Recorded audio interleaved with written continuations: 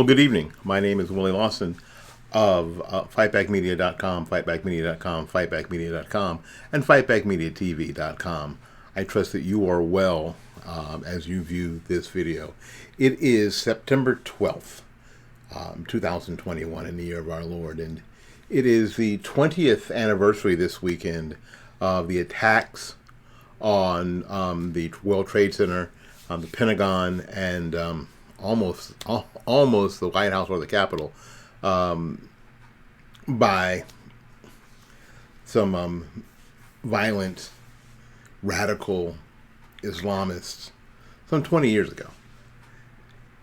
And I wanted to, I did a video that I put up on Instagram and Facebook, and I wanted to put this up on YouTube because I want to be it's a little bit longer.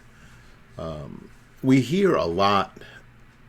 We actually boil things down to these little catchphrases like "never forget," "I'll never forget."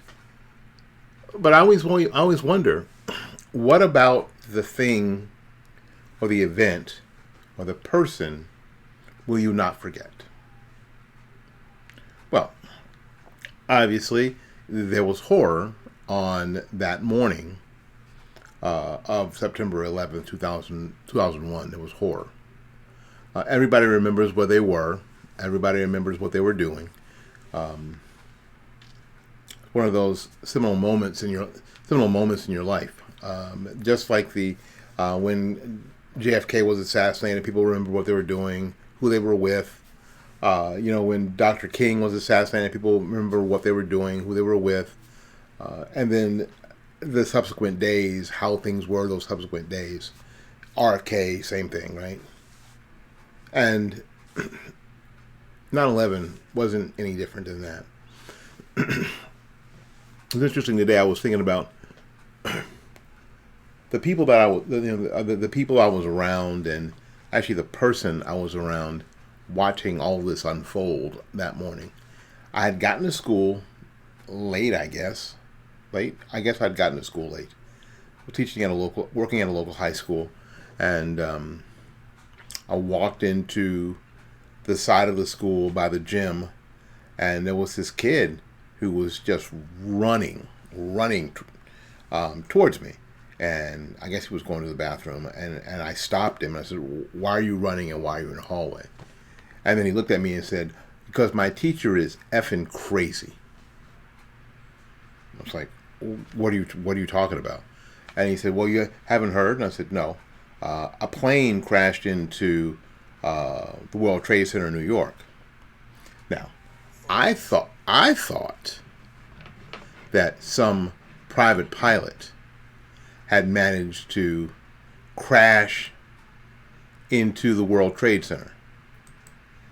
Everybody can see that, right? You could think that some pilot had crashed his Cessna 172 inside, into one of the buildings, right? That was my brain.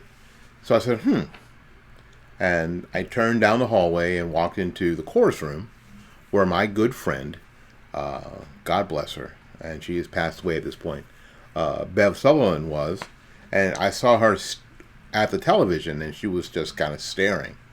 And I walked up to her, and I said, "What's going on?" Because I saw the picture of the smoke coming out of the one tower. And at that point, I knew that it was more than a Cessna 172, or a Piper Cub or something. It was a large plane, because there was a big gaping hole in the tower. And then before she could say anything to me, is when the second plane went into the second tower. And we knew then that this wasn't an accident, that this was on purpose, and the nation was under attack. We'd never experienced anything like that, obviously. So there was confusion and fear, anger, all those emotions wrapped up in one, right? And then the report came in about a plane that had crashed into the Pentagon, and the one that had crashed into a field in Pennsylvania. And so now everybody's just waiting. How many more are there? Is this going to continue all day? What the heck is happening? The president was in Florida at the time at an elementary school getting word of what happened, and left the elementary school and was on his way, presumably to Washington, but obviously he was on his way to somewhere else so they could make sure that he was going to be okay. It was a bizarre, horrifying, terrifying morning that this was happening. And then as we continued to watch the towers that were obviously on fire, we continued to watch that. Eventually, the towers collapsed. They just collapsed. And we knew that there were and the horrifying thing is that you knew there were people in them. The people who had not evacuated yet, and the police and firefighters that had gone up to help rescue people. I mean, it just collapsed. One, and then shortly after that, the other. And I thought of the people in the tower and the people who were, down around the towers, who were, working to get people out. And that all those people were dead. Wasn't a movie. Although it very much seemed like a movie, it wasn't a movie, it was real. And the feelings that we had were visceral. This was happening somewhere else. This was happening thousands of miles, something we were watching on television. But how you felt was visceral. You really felt it. The horror of it. And you were frightened. And you were angry. Yes. That part, you don't want to forget.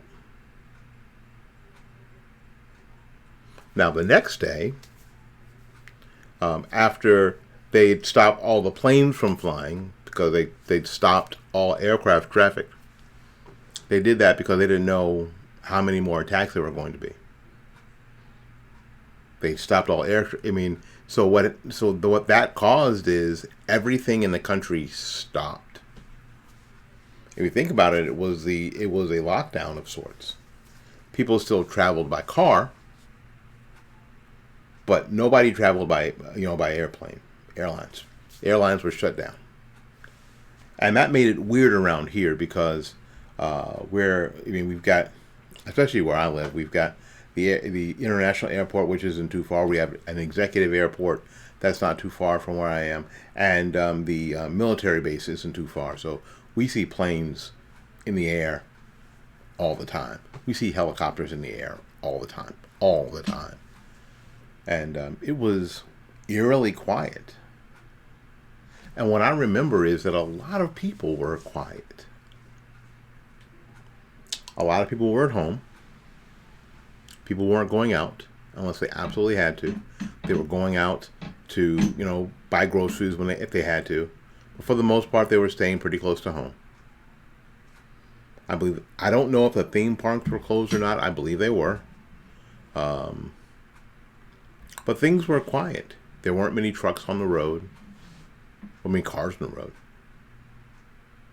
And even when you went into a grocery store, I don't remember the Muzak being on, the overhead music. And if it was very quiet. Everything was very subdued. People were very subdued. We were scared. I mean, people were angry and frightened, but we were frightened. This had happened on our own soil. 3,000 people have been murdered right in front of us, right on television. And actually more. If you think about the people who had, who ended up with cancer and other diseases that died years later due to being in and around that event. It was shocking. But the other part that I think that we must remember is that at least for a few weeks, the division that the denizens of of division used now to separate us politically didn't really exist. There was no talk about race. There was no talk about straight versus gay. There was no talk about men versus women. There was no talk about any of the things that are so easily used to divide us now during this time, 20 years later. There was no talk about it. We were just Americans, and Americans had been attacked. And that's what it was about. And I don't want us to forget that. I think that part of our problem is that we have forgotten that too. We have forgotten the horror of it, because 20 years ago, a lot of people who are in this country now weren't alive. And there were a lot of people who were very young. We're very young. And of course, there were a lot of people here in this country now who weren't in this, even if they're older, who weren't in this country then. Right? So the expectation that everyone is going to remember is probably an unrealistic expectation. Not everybody's going to remember. And not everybody's going to remember it in the same way. Because some people were some of you were in elementary school. Some of you were in high school. Others of us were 41 years old when it happened, so it doesn't seem like it was that long ago. It just doesn't seem like it was that long ago. I was just thinking today that my son, it is his birthday today, he was in 5th grade. He was in 5th grade. Completely different experience. But don't forget how important unity was. You couldn't buy an American flag. Couldn't buy it. Because everybody and their mother had an American flag flying in their yard. Because it was the American flag, it was being an American that was a unifying factor when pressure was on. And if we can remember that we can still do that, it is important that we're able to remember that that's still possible, that that's not impossible anymore, that the circumstances are such that we can't do that anymore. That's not true. Don't believe that lie. This is not Biden v. Trump. This is not Biden v. or Clinton v. Trump. This is not that division. That division is manufactured. We can still be Americans together. We can be gay, straight Americans. We can be black, white, Hispanic, Asian Americans. We can be Christian, non-Christian Americans.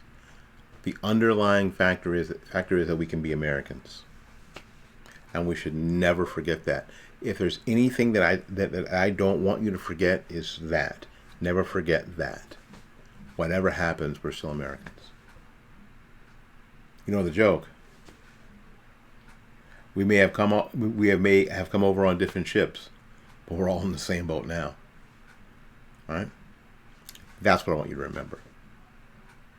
My name is Willie Lawson of FightbackMedia.com, FightbackMedia.com, FightbackMedia.com, and Fightback Media TV. We will see you when we see you. Thank you. Good night now.